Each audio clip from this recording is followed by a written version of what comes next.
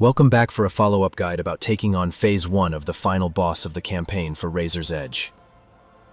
This video is intended to be more of an explanation for some of the strategies that I used in order to complete the first part of the fight, by building my Ninpo gauge as quickly as possible with obliteration techniques and steel-on-bone attacks.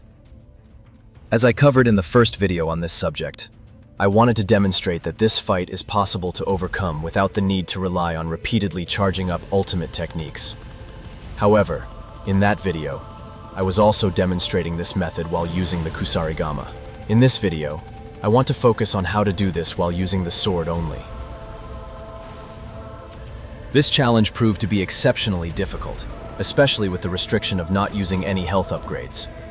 It took me many attempts to ultimately be able to complete, and because Phase 1 of the fight using these methods will typically be over in a matter of minutes, win or lose, I figured I could share a few of the failed attempts to not only allow for more time to explain the details and the decision-making behind the things that I'm doing, but to show you a lot more examples of how these methods work, and also some of the things to look out for should you choose to take on a challenge like this yourself. To start off, let's rehash some of the basics that I covered in the first video. You will start the fight in the center of the arena with the camera focused on the goddess. It may be helpful to think of her not as the boss in this phase of the fight, but instead, more of an environmental hazard. Since we cannot do any physical damage to the goddess here, why don't we help ourselves to focus on the more immediate threat to our character, and take the camera's focus off of her, and take manual control of the camera. If you've reached this stage of the game, especially if you're playing at the ultimate ninja difficulty, you should be fairly comfortable with controlling the camera. Next, you will want to spend the majority of your time a safe distance from where her arm slam attacks can hit you. With base level health, getting hit with the arm slam will quickly rob you of the majority of your health bar. But even with an upgraded health bar, these attacks do a devastating amount of damage, and the best way to avoid taking damage from these attacks is to stay in the area of the arena where they cannot hit you, on the far left side of the building structure. The closer you are to the goddess in the top left corner, the more space you will have to fight, so you will notice that I will spend most of the time in this part of the arena, while occasionally working my way back and forth along the far left edge. Try to avoid hanging around the rear left corner of the building for too long. Her hand is able to hit you in this area, so it is not safe at all times. Who am I kidding? Nowhere is safe during this fight, but the goal is to remain as safe as we possibly can here. You will notice that the camera tends to have a mind of its own once you're able to perform an obliteration technique, so anytime you are ready to perform one against a delimbed enemy, be prepared to take control of the camera to make sure you are aware of what is going on around you as best you can. Remember, we have invincibility frames while doing these moves, but as soon as the animation is completed, we are once again vulnerable to taking damage. And trust me when I say that the enemies are aware of this fact as well. With that in mind, let's talk about how we can use this to our advantage to manipulate them into trying to attack you with a steel-on-bone grab. This part of the strategy here is easily the most critical, but also the most complicated, so I will try to break it down to make it as easy to understand as I can. These particular enemies are not as likely to utilize steel-on-bone attacks as many other enemy types in the game are. Therefore, we must utilize the charged heavy attack in order to bait them into trying to use these attacks against us. There are specific moments where holding the heavy attack button will almost guarantee that one, or maybe even several of them at a time will attempt to grab you while flashing red, thus granting you an opportunity to land a counter steel-on-bone attack of your own. With the Kusarigama, this is much simpler because of that specific weapon's ability to grab enemies from a further distance. With the sword, things are a bit trickier, and both the timing and spacing becomes much more critical. I promise you though, once you've figured out the timing, and you're able to distinguish when it is safe to go for the bait, and when it is not, you will be able to land these steel-on-bone attacks much more often.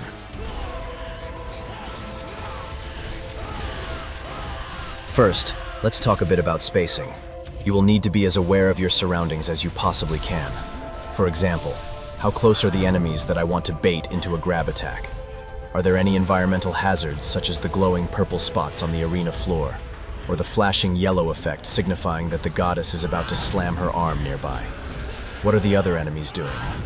Are they acting passive or actively doing attacks?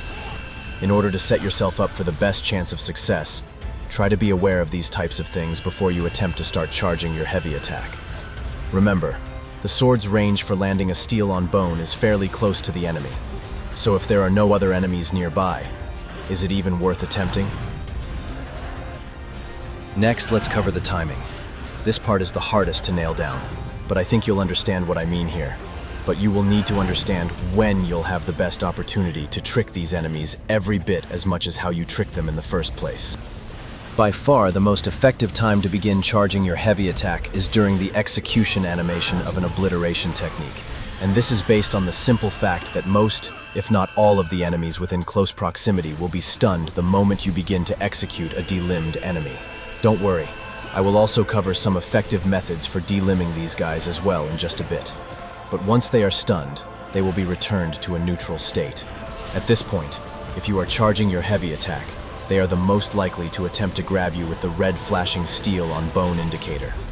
It is not guaranteed, of course, but it is extremely likely, as you can see from the footage here as an example. Unlike with the Kusarigama, it will be necessary to time the moment you begin to charge your heavy attack for fairly late into the execution of the obliteration technique. Typically, Ryu will perform an initial stab and then followed up with a vicious slash, which usually slices the enemy in half or decapitates them with his trademark yell as he's doing it. Just before, or sometimes even as you're hearing Ryu do that final shout, as he takes that final slash to finish off the enemy, this is the moment you will want to begin to charge the heavy attack bait. The main function of delaying the charge is to draw enemies closer before they begin to try an attack. Remember, if the enemies are too far away to hit, you're risking a whiffed attack, and this will leave you exposed more times than not. You will see the enemies creep towards you doing the execution animation, and as soon as you start to charge your heavy attack, they will stop and start to charge themselves. Right here's a quick example. I will begin charging my heavy attack near the very end of the execution animation. Also notice how I will rotate the camera towards any nearby enemies to see if they flash red while I am holding the heavy attack button. As soon as I see the red flash, I let go of the heavy attack, and hopefully, my steel on bone counterattack will land. I hope this explanation for the timing is enough to get you started, but keep in mind, it may take some practice and a few trial and error attempts. It may take some time to get comfortable rotating the camera, for example, or recognizing the spacing requirements needed in order for Ryu's sword to connect with consistency. Try to pay attention to my actions on screen whenever you notice that an enemy has been delimbed. For example, here, I am able to recognize that if I try to bait with a charged heavy, I will be at too much risk for taking damage, so I opt to move away to a more safe location to try again with a different enemy. In other scenarios, like if there is an enemy who is not stunned from the obliteration technique, I may need to be prepared to block their oncoming attack before I am able to safely dodge away, or I may opt for a wind path jump. This brings me to the next thing I'd like to discuss: resetting the enemies. These guys can be tricky to deal with, especially when several of them are attacking you at the same time. They have several attacks that are able to break your guard, and they can grab you very quickly if you're not careful. So here, I will go over a couple of ways that you can get them to settle down and allow you some time to refocus and prepare for your next actions. Since I just mentioned it, we'll start with the wind path jump. This ability is crucial for giving you space and allowing quick escapes from harm's way. For this fight in particular, the wind path ability can prevent the goddess from slamming down her arm. When you see the ground glowing yellow, and you can hear that she is about to slam the building with her arm, doing a wind path jump off of a nearby enemy will almost always cancel her attack. Which is nice, but more importantly, jumping off of an enemy will also stun them. Similar to how an obliteration technique will stun enemies, this can also lead into very good opportunities to go for a charged heavy bait attack. This technique will be very useful for when there are only one or two remaining enemies, or when the enemies first begin to spawn in the arena, and they are still passive. It can give you good opportunities to land heavy attacks that have a high chance of delimbing them quickly. The wind path ninja skill can get you out of trouble very quickly, so my recommendation is to always be prepared to use it. Use it if you accidentally whiff an attack. Use it if your guard has been broken. Use it if you are surrounded or cornered. Just remember to press the jump button again whenever you are near an enemy after you've pressed the wind path input to cause him to jump off of that enemy. You can also use your shuriken during a wind path jump to get Ryu quickly back to the ground. You can link the wind path and the flying swallow attack. All of these things that I'm mentioning you are most likely already aware of, but they can be overlooked in the chaos of taking on the final boss of the game. So I just want to stress the important versatility of this critical ninja skill.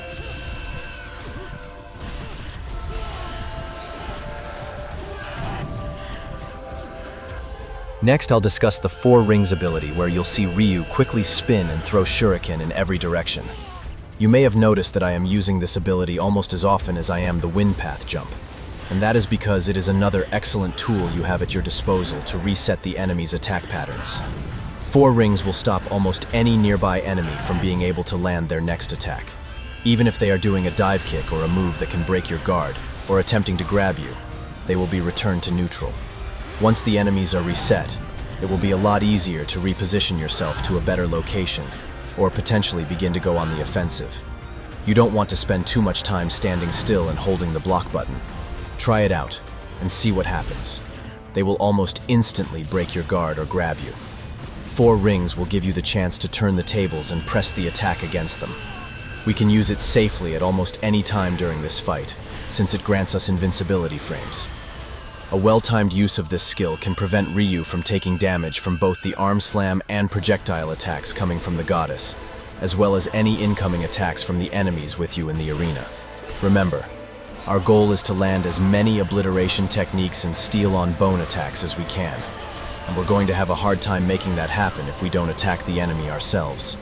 The 4 rings skill can help to give you more chances to attack, alongside being an excellent defensive tool.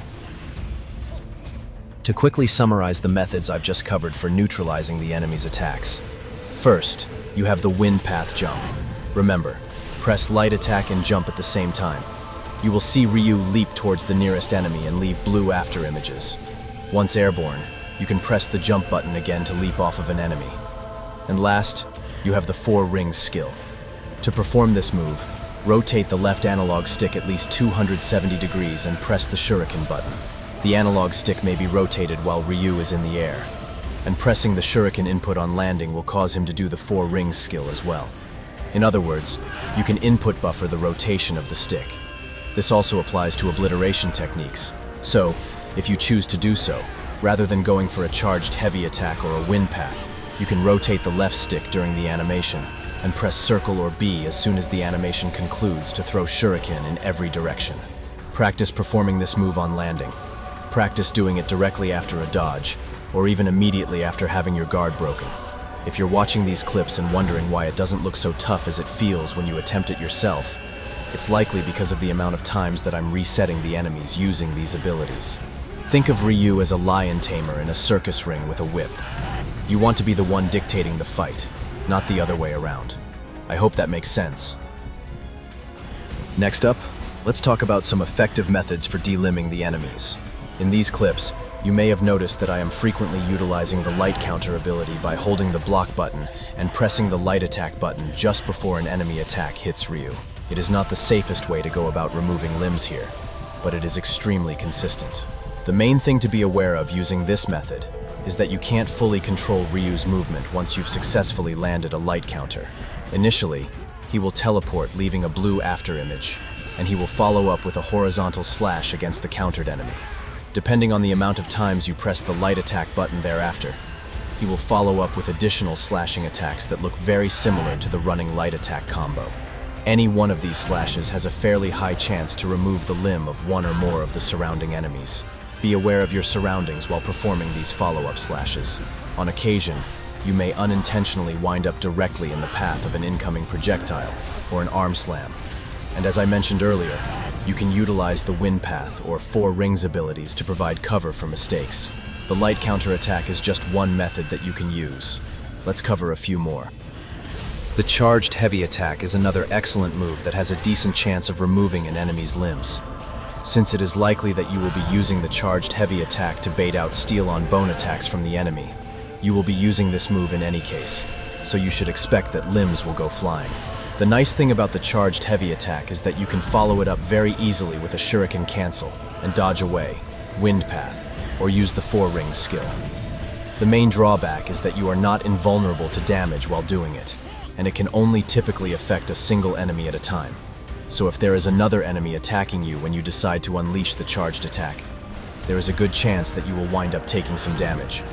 Just keep this in mind. The strength that this move has over the light counterattack is that it's not quite as dangerous to whiff.